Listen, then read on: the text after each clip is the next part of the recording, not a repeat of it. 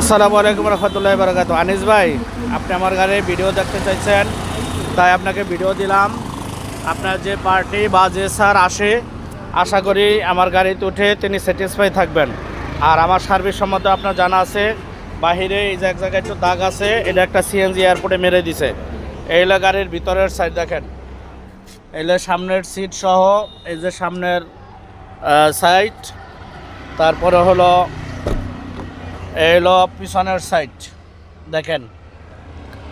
গাড়ি ভিতর বাহির 100% পারফেক্ট আছে। গাড়ির এসি 100%। এলো ব্যাক সাইড, আর এটা হলো বাম সাইড, ড্রাইভিংয়ের উল্টা সাইড। এই যে দেখেন,